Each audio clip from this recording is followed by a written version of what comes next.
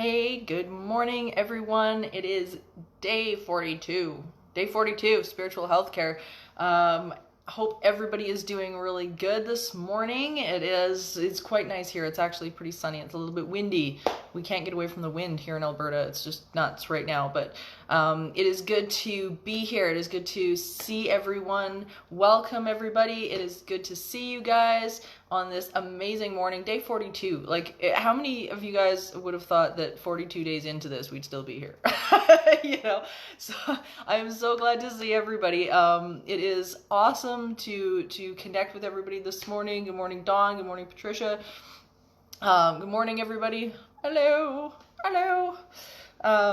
Some really cool and fun topics today. Some articles that generated a lot of discussion with in our group, Entity Seekers, Ghost Enthusiasts, as well as the main page that we're going to be talking about today. This article came out from the amazing website, The Big Think, and we're going to talk about that. Good morning, Will. Good morning, Kaz. How are you guys doing? It is nice to see everybody. Man, it is, we've got some really interesting ones. Interesting things today. Oh, thank you, Marge. Marge says she loves my sweater. That's awesome. Thank you. This came from a store called Simon's in West Edmonton Mall when it was still open. And it's kind of a fun store, but yeah, it's nice. It's one of those windy days right now, so it's kind of chilly, and it's like, it's not hopefully the wind's gonna die down. I hope. Let's see. We can open the windows and stuff like that. Good morning, Jay. It's so good to see you guys. It's so good to see everybody every morning. It's so cool that I get to see all your names come up, or at least some of your names come up. Not everybody, but some of them. And whatever. Today is going to be really fun because I kind of want to go down the rabbit hole a little bit. As I say, with an article that generated a ton of discussion on some of the Entity Seeker pages, and it's been featured in movies and things like that all over the place. Different concepts about whether or not we are material beings, whether we are physical or non-physical or both or whatever. So we're going to be chatting about that this afternoon, as well as dealing with unconscious people. Unconscious people. There's a lot of those people around right now. A lot of those people. we gotta work our forgiveness muscles lately, I think, for some of this stuff. It's interesting, but we'll chat about that as well in the coming half hour. As I say, it's good to see everyone. I hope you guys had a good evening yesterday.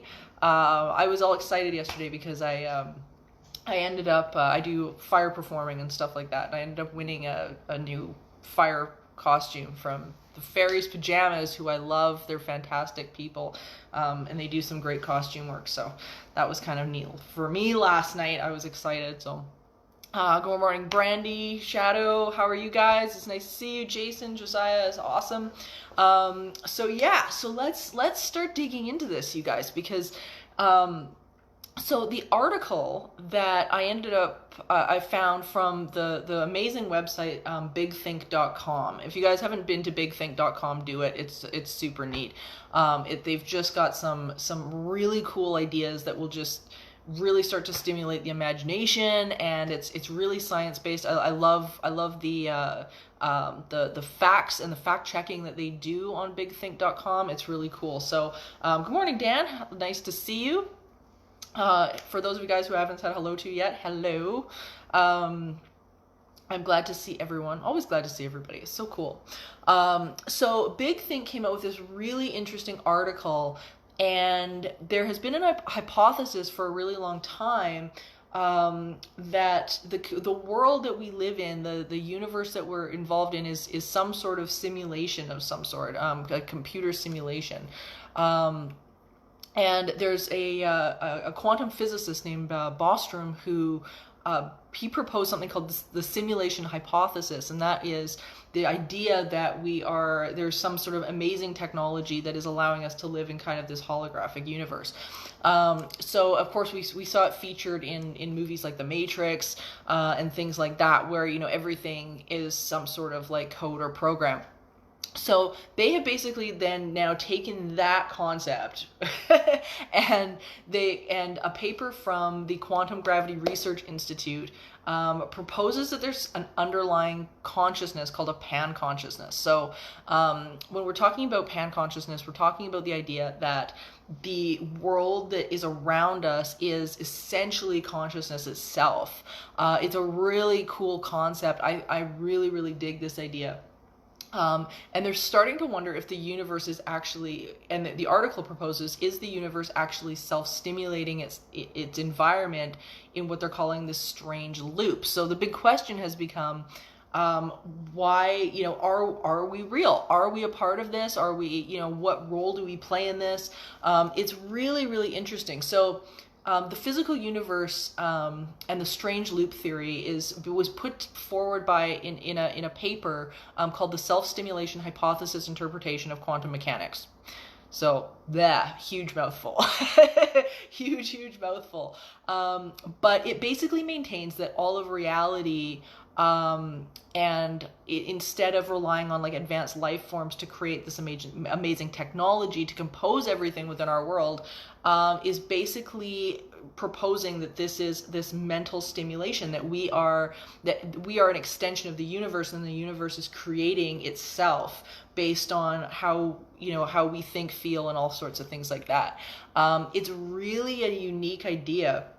And as I say, it's bringing forward all of this new thought about, okay, well, what does that mean then? Are we physical beings, in fact, in this world? Because, of course, scientists have proposed, or they tend to lean towards the idea of materialism, which is, that if we can sort of see it and touch it, then it's a real thing. And as we begin to sort of delve into this, they're beginning to wonder if the universe self-actualizes itself into existence. So it's relying on these underlying algorithms and a rule that they call the principle of efficient language. So this is an interesting thought, and it brings in, the reason why I posted this article was because I think it brings in some of the notions that we've been talking about here in spiritual healthcare. The idea that we are creating our own environment and reality through how we think and what we project energetically. So whether or not you believe that, this is some sort of like computer simulation, or whether you believe that it's, just everything is energy, or that, we're sort of this product of a universal consciousness, it doesn't matter really what you, prescribe to. But this idea that we are creating and manifesting all of these things and choosing, from one minute to the next, what it is that we get to experience is something that's pretty cool. It's really exciting. So there's been a concept for a while called timeless emergentism. And basically, according to this idea, because of course it brings into question things like time and whatnot, this idea basically is suggesting that time isn't there at all. It's just not there.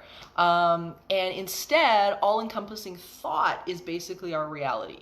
So it basically offers this idea that, we are sub-thoughts of this greater consciousness. It's really interesting. And they call us emergent sub-thoughts. We're emergent sub-thoughts. Bet you never thought you'd have that title. You're an emergent sub-thought. But it's really interesting. So anyway, I posted this article, and people were really beginning to want to chat about it. And, and how does it apply then to things like hauntings? How does it apply to paranormal activity, for instance? Is psi activity then, whether it be like remote viewing or PK or, moving objects and things like that with our minds, or even the idea of spirits or ghosts or anything like that, what does that mean for paranormal research? And I think when we start to look at this and we start to break this idea down, we can start to maybe theorize that some of what we're seeing either may be a construct of something that maybe we're projecting or not receiving, or is it something that is kind of that glitch in the matrix? It's hard to say. I mean, we're so far back in terms of understanding this research and where it can go. But all of it is really interesting concepts. So yeah, it's something for you guys to, as I say, look into. As I say, they're linking their hypothesis right now to something called panphysicism, which is, as I say, everything is thought or consciousness. So the idea that, all of the things that we do, that we're touching and everything is sort of this agreed upon reality. And then we get to make tweaks and whatnot along the way. So it's kind of cool. And as I say, it brings into focus, well, how does this then affect the idea that, we have maybe other dimensions or other beings in the world that we're not in tune with. And it's really, really interesting. So, and of course it brings the idea that if we are consciousness, if that is, if that is the case, that we are just consciousness and everything around us is that construct, it brings into consideration who can see that, who is open to it. So I had a question come in recently, and I thought it was so prevalent about the idea of unconsciousness, because God knows we are dealing with that right now with some people. Oh my God, are we dealing with that with some people lately? And it keeps kind of spiraling, of course, and it gets more noticeable when things like an emergency or pandemic happen. You start to see people doing all sorts of crazy stuff, like craziment. And how do you deal with that? Online, we see it frequently, because people they're arguing. Everybody wants to be right. Everybody thinks they're biologists now. If you've noticed, everybody thinks they're biologists. It is crazy. They all know where the virus came from, what it's doing, how it works, all of this stuff. And I'm like, that's crazy to me. It's crazy. So what do we do? What do we do with unconscious people that are starting arguments or starting fights or whatever? And we see this in the paranormal world all the time. Like all the time. There's so much, right fighting and arguing and things like that. But we also run into this problem when we're dealing with negative hauntings, negative entities, and things like that. And here's the crossover that I want you guys to kind of take away from the idea of unconscious, individuals or, negative entities and things like that. And it sort of takes it one up from what we've talked about before. I've always mentioned there's always that time where you have to be able to disengage. You have to be able to disengage. You have to be able to say, you know what, I don't like the energy that's coming to the table. I don't have to fight this. I don't have to put up with it. I can actually just disengage and walk away. But I want you guys to take it to one step further. And this is what I talk to my clients about, is that when people are dealing with a negative haunting or something like that, what ends up happening is that because we have, the universe is such a mirror for us. And when they end up with some sort of a negative haunting, what's so interesting is that it so often reflects back what that internal state actually is. They begin to notice that whatever pain they have not healed up is oftentimes getting reflected back to them in the behavior or the activity that's going on in the house. So if something is not healed, if something is, has been nagging at you or eating you up for sometimes it's decades, sometimes it's stuff, when you were, a kid that is still conscious, it is coming to the surface. At that point, we have to recognize that these two things are interrelated. Now, that being said, I want you this, and this is tough. This is really tough with some people, because let me tell you, there's some crazy people out there. But to begin to look at the challenges that you are dealing with, because everybody's kind of doing their own work, challenges that you're dealing with people as an indicator or gift that they are basically bringing to you the challenge for spiritual practice. And I know this can be really tough, but regarding the problem as spiritual practice, instead of regarding it as a problem, can make a huge difference in how you are able to find your own alignment again. Marge is asking, people talk more than listen. I think listening is the most important thing to do right now, and then meditation to decipher the information will clarify things. Am I getting this? Yeah, absolutely. And that is exactly where I'm going with this, which I love. I love the fact that you're grabbing onto this. Is the idea that, like, what Marge is describing is awareness. It's being able to be conscious and present rather than be the reaction to whatever is coming at you and whatever is going on. And that can be a really, really tough thing to do sometimes, because people are usually the challenge when we're doing when we're doing this work. Most of the time it is people, okay? Make no mistake, even when we're dealing with haunting situations and all of that kind of thing, let me tell you, it is the people that are the issue. It is. Entities are predictable. People are trouble. But, you know, that's exactly right, is being able to step back from the reaction. The reaction is always something that's based in our ego. It's always right there. You know, it's easy to get pulled in. It's easy to get pulled into the momentum, whether it be, you know, watching, you know, something really terrible on TV and having a reaction to it, or being able to deal with somebody who maybe is bringing you energy or bringing you something that is, you know, just not in alignment with who you are. You know, maybe they're putting you down, maybe they're wanting to pick a fight on purpose, you know, whatever is going on. And the ability to be able to step back and be present in the moment is really the awareness that you end up needing to not get sucked into that. So being able to see these people as that spiritual practice, that challenge, and say, hey, wait a minute, you know what? Okay, what are you bringing me? What are you here to bring me? What am I supposed to be practicing while you're doing this bad behavior? And being able to act from that place of consciousness rather than the ego's reaction to that place of, or that feeling or that emotion, because that's when we get sucked in and we start making some egoic and reactionary decisions. You know, we often say hindsight's 20/20.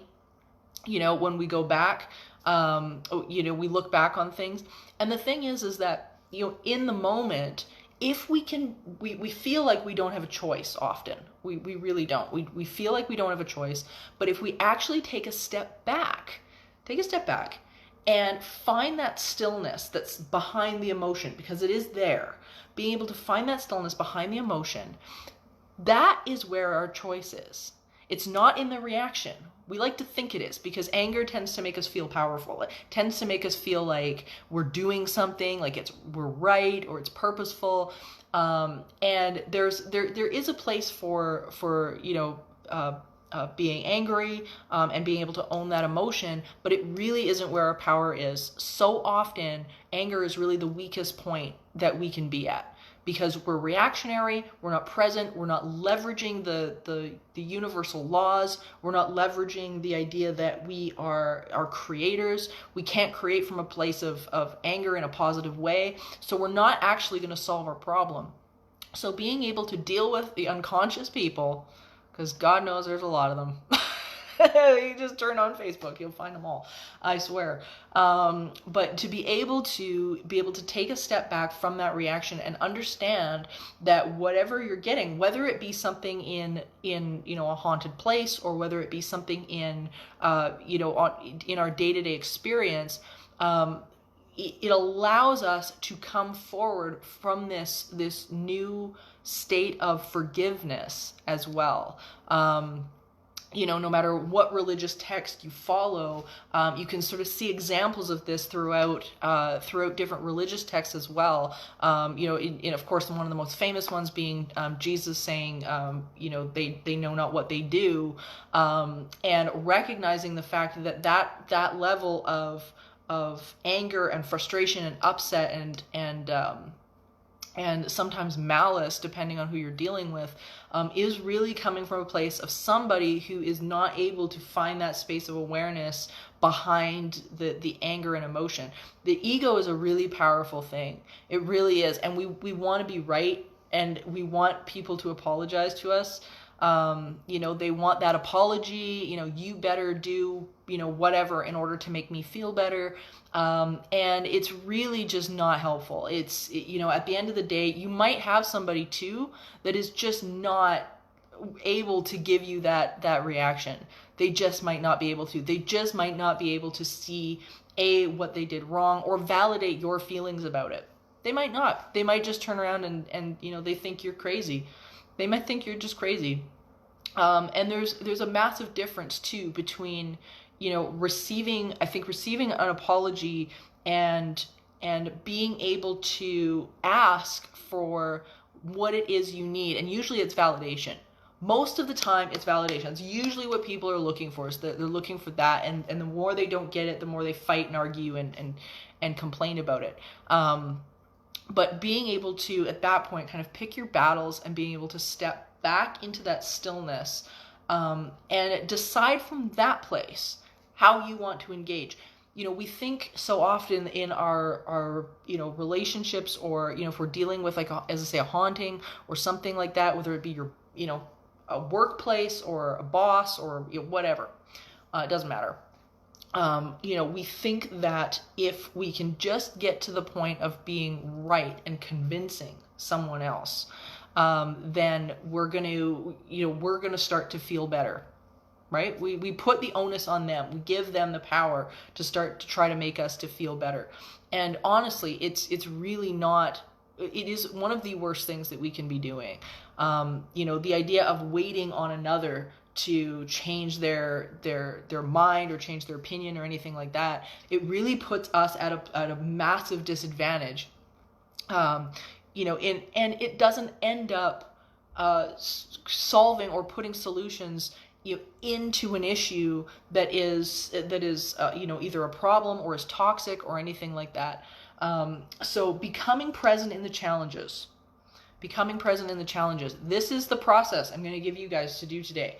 Because even in self-isolation, you can run into some pretty crazy people that, they take offense to something and you can't figure out what in the hell their problem is, or, and people are on edge right now too. That's the other thing. We've got a situation now where people are already stressed. So it's like that stress is just right on the surface, and it just takes nothing to just, send people over the edge sometimes. So, that's the process that I want you guys to do today.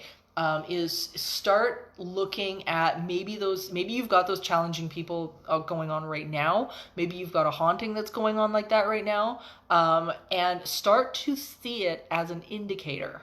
It's an indicator. It's all it is. It's just an indicator. It's an opportunity to be present. And take that step back and see what you can do. And it might be something you want to, like, journal about as well. It just might be, because sometimes, let me tell you, there are days where it's like, I gotta get out my damn journal and be like, you know what, I gotta journal myself into a better place before I kill this person. So there's, but if you do that, if you can stop and realize what that reaction is, where that reactionary response is, then you can take a step back and stop and begin to move forward in a better direction. It is also, by the way, an act of self-love for you. This isn't about the other person. It really isn't. It's really not about them. It's, they might have done something that is so worth justified getting pissed right off over, like pissed off.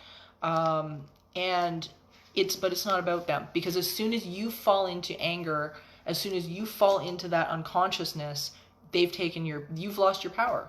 They've positioned themselves in a way that they've now won that situation, and you don't want to be doing that, especially right now, right? We definitely don't want to be doing that right now, because our power is in our health and our healing right now, and we don't want to be putting that stuff out into the world. So I thought I would leave you guys with a reading today, and I've got a really cool to do for you also. Because it's really neat. But I wanted to read you guys a little bit from Faith in the Valley from Iyanla Vanzant. Such a great book. Such a good book. I know so many of you guys So many of you guys have gone out and you're buying books, you're really delving into all of this stuff, and it's awesome. I know some of you guys have picked up my great-great-grandfather's books on Amazon. I thank you so much, because I know he would just flip right out. He'd be so excited. So today is from Faith in the Valley, from a Yanla, and I wanted you guys to consider this as we kind of move through our day today. You don't have to meet certain qualifications to be loved. You do not have to do anything special in a certain way to get love. The only thing that is required of you is to be who you are and feel good about it. Love is not a reward or a prize. Love is not something that you can use to trap or be trapped. Love is not even yours to give, nor can it be withheld from you. Love is the omnipresent flow of life. It is every breath you take. It is the involuntary function of the organs, systems, and parts of your body. Love is your skin, your hair, the way you hold your head, the unique way you laugh or cry and move through the world. Your Creator has never asked you for the credentials you don't possess. Anyone who expects more from you than Source has a great deal to learn about love. Love this. Love this. As I say, the idea that, if that's what's happening, this really is an act of self-love. Be able to be in your space, be in your present moment in order to move through some of these challenging unconscious people. And I think the more we do that, the more we end up really understanding and connecting with that connection that is that consciousness that we talked about at the beginning. How many people are tuning into being able to absorb who they really are, sit in who they really are, and connect to that unconscious. It's really amazing. And the magic that can happen from it, let me tell you, it is phenomenal. I actually ended up writing in Teaching the Living. I wrote a chapter on this idea of like the panphysicism and whatever, and the fact that the more we lean towards, of course, the hard problem, which is David Chalmers' The Hard Problem, whether the universe is and consciousness is emergent or fundamental, we begin to realize that how prevalent this question actually is, especially lately. It's so prevalent, it's so important. And when is consciousness being generated, from the mind forward, or are we translating it? Whichever side of the argument that you prescribe to, or maybe it's both. It's a bit of both, chicken or egg. Depending on where you subscribe, it really does make a difference as to, regardless, how you are channeling that energy, how you're channeling, because ultimately that is creating our reality anyway. Arnold wants to know, when am I getting more copies of my book to sign? That will depend on Amazon. I have no idea. It is whenever they decide to ship them. I have no control over that. I have no idea. I will let everybody know. As soon as I've got them, I will let everybody know. So, and Marge is saying, I'm actually doing well with my own company. It's bringing me peace and I'm listening better. Yeah, absolutely. It is, this is this great opportunity that I'm loving about where we are right now, because as hard as some of this self-isolation can be, the upset of, this time period that we're in right now is giving us opportunity. It's in there. It's getting us, it's making us become clear. And it's slowly coming to an end as well, right? Like we're working back into that health. I know there's certain places that are starting to reopen, good or bad. Personally, I think it's a little bit too soon for any of that, but I think it's a really, really interesting way of beginning to reframe how this is in our head. This is a spiritual practice, really is. It's why we talked about the 40 days before. Arnold saying, is the book suitable for a 10-year-old to read? There are some sort of scary parts in it. I'd read it through. It is a little bit more, depending on where your 10-year-old kind of sits with things. I think it's a great discussion tool to have with them. But I would read it through before you start to read it with them. There's a few parts in there I think that are absolutely worth discussing and whatnot. It's not meant to be scary at all, but we do cover some crazy stuff. So be prepared to explain it. If you're reading it to your kids, be prepared to explain it and teach them, as I say, their own connection, which is what this book is about. Teaching and living, you guys, that's exactly what this is about. It is a manual for this stuff. It really is. That's why I wrote it. So it talks about the disconnection as much as it talks about the connection. More about the connection mainly, but we talks about blue zones and all sorts of things, which we're going to talk about tomorrow on spiritual healthcare. Blue zones. And Hannah, I think, would absolutely love it. I think she would really dig it. As I say, be prepared to do a little bit of explaining, because some of it's, I think, a little bit past a 10-year-old's level, but all right. So that being said, everybody, we got to do our daily affirmations, because that's what's going to bring our energy up and something to concentrate on as we move into the world today. So everybody take a breath.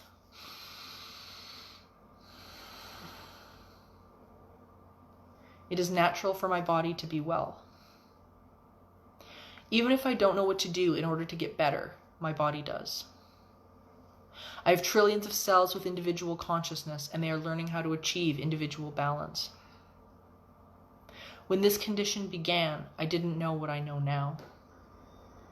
I don't need to understand the cause of this illness, and I only have to gently, eventually release this illness.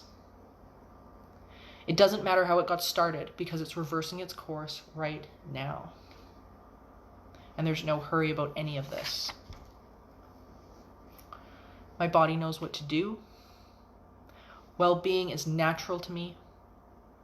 My inner being is intricately aware of my physical body. My cells are asking for what they need in order to thrive, and Source is answering those requests. I am in very good hands. My only work is to relax and breathe, and I can do that easily. Everybody take a breath.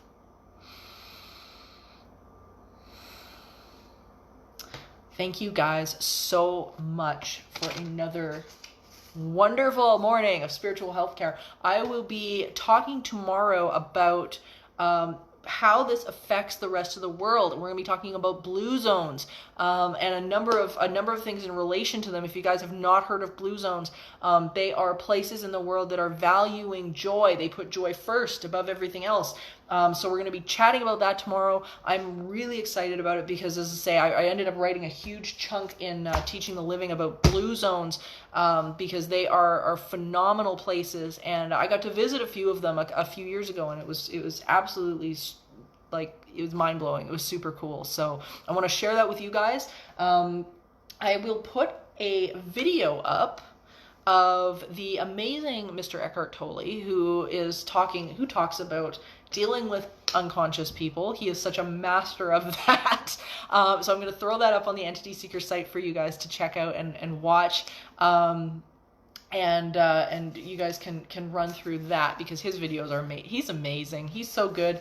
And if you haven't read his book, A New Earth or The Power of Now, I highly recommend it. They are super, super, super cool. So that being said, everybody, have an amazing afternoon. I hope you guys have a great day, and I will see you right back here in Spiritual Healthcare tomorrow morning at 10 a.m. Mountain Time, as always, to talk about, blue zones. Cool. Okay. Talk to you all later. Bye.